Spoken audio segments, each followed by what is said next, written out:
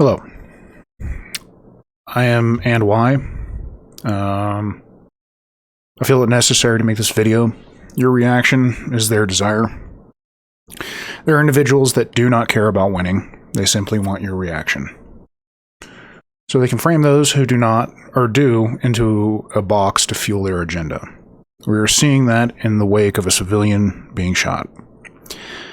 What I currently see from the right is exactly what the left, or more precisely, those who promote this action, would want. Maybe I'll give my 2 cents on left and right identity in a later video. However, there are issues I must first address. What is it that they, whoever that may be, want and why? Let's begin with Marx. Probably a name that is getting worn out, but necessary. In the opening lines of the Communist Manifesto, it says as such: "The history of all hitherto existing society is the history of class struggles." This comment is meant to appeal to a human axiom. I don't like struggle. I understand that myself, which then makes the small leap. If class makes struggle, from his comment, then class is bad. However, because our innate desire to present ourselves as good, it becomes more like this: the class I am not is bad. Yet, we have not defined class or struggles. Let me use his Capital, Volume 3.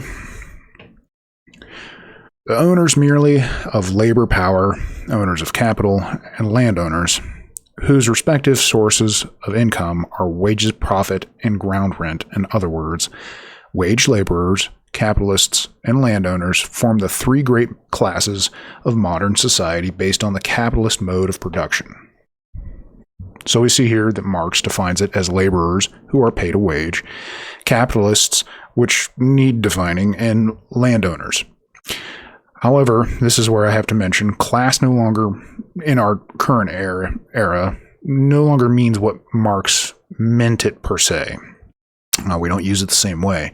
This ambiguity creates a core issue. However, bear with me. Let's assume for a moment that class, in the broader sense, simply means, from my understanding of Marx, either those who have and those who have not.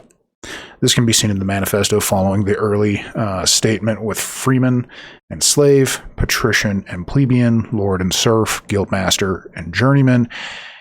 In a word, oppressor and oppressed, from Marx himself. Now, this is a tale as old as time. Cain killed Abel because God blessed Abel over his brother.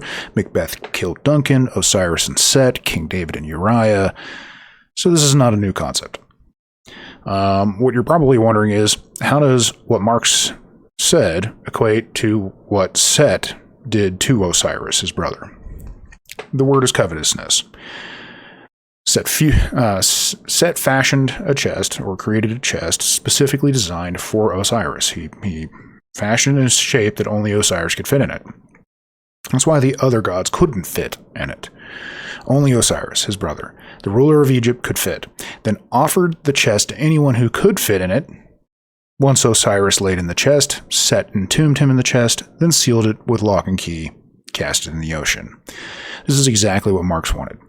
A chest that everyone wants, a world of equality and riches without exploitation and struggle, to blame someone for the struggles that they currently experience.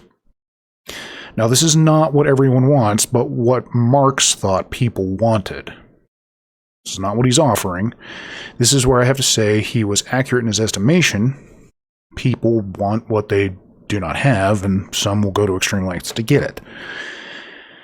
The gift that Set created, or Marx is creating, presented, is the trap. That is a trap. The promise of equality.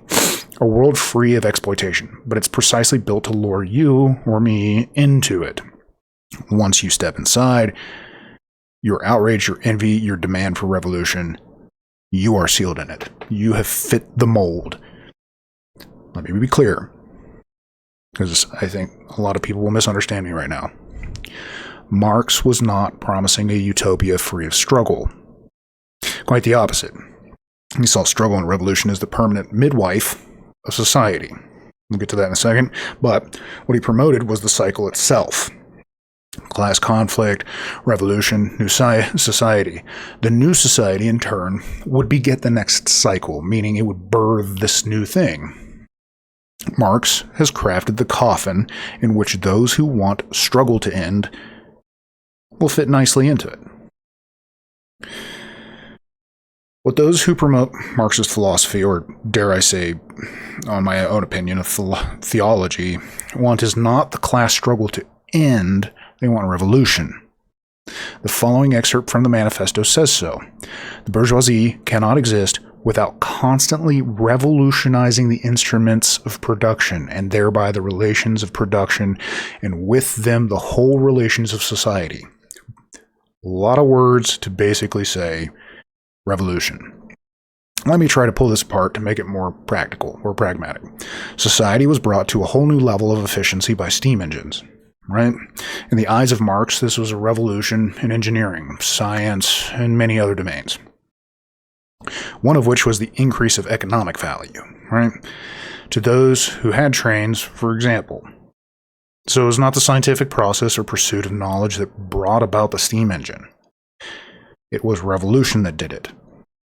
Hence the call for revolution, no matter the costs or the process that gets society to have revolution. No, now some may call this a straw man. I certainly understand. However, that comes from not being consistent with Marx's philosophy. Here, I'll quote Marx just to attempt to steelman this. Force is the midwife of every old society pregnant with a new one. It is itself an economic power. So by using force, we induce labor for a new society. This new society is the axiological good of Marx because of power. See, all that is wanted is the birthing of the new society. It's not the new society, because the old society oppresses and the new is the oppressed. However, the new will become the old. We'll get to that in a second. But so we must induce labor for the new society to gain power, right? It's all power dynamics. What we need to ask is, how do people that promote peace, equality, and prosperity do that? Simply, they make others do it for them. So they're not seen as the ones promoting violence, inequality, and poverty. Create the fitted coffin that will be used to encapsulate those that disagree with you. Just as Set did with Osiris. When there's a public uprising, they have one. Platforms make money off the revolution created by those who fit the coffin. They do not care about who wins. That is not the goal. They win when there is revolution. What type of revolution? Well, the one that induces labor. Let me put it this way. Nathan Rothschild said this: when there is blood in the streets. Purchase things when there's violence in the streets. Your reaction is their gain. Now, at this point, you're probably wondering, who is they and them and their? It's those who promote this concept of oppressed and oppressor. Let's use something that has not happened yet, but will if things continue. I know that this will probably be assumed as a slippery slope, but follow me. Who promotes these concepts of oppressor and oppressed? Well, teachers and media personalities do. However, the teacher is the authority, yet they tout that the oppressed should rise up, but against whom? Obviously not them, because they're oppressed too, failing to see that they themselves are oppressing the students within their class. However, this is good. For how long? Who says when that's over? When does that tradition become unacceptable oppression? When that revolution needs to happen is when it happens. When the old system needs to get a new system. If the teachers were consistent, they would be calling for a revolution in their own classrooms. How about media voices? When do they become the oppressor and those listening are the oppressed? When do you, that is listening to me, assume that I'm oppressing you by my words? Simply put, even teachers and media voices who preach the gospel of oppressor and oppressed, once again, I look at this as a theology, are not exempt by Marx's own standard. They too become part of the structure that will in time be targeted. The revolutionary logic spares no one. You can see this in the Manifesto. What the bourgeoisie therefore produces, above all, are its own grave diggers. So your reaction, my reaction, is their desire. That in itself is the beginning of revolution. When people call for force or vengeance, the coffin is snapped shut. Lock and key. Let me express it in the biblical sense. David wanted Bathsheba even though he already had many women. He had the husband killed by sending him to the front line of conflict. Simply by being in conflict, we are bringing about the very desire Marx wanted. Birth by force. Hopefully, in conclusion, you understand this. Now, remember once again, I'm not presenting Marx as a utopian. He did not promote utopia. He promoted revolution. Your reaction is their desire.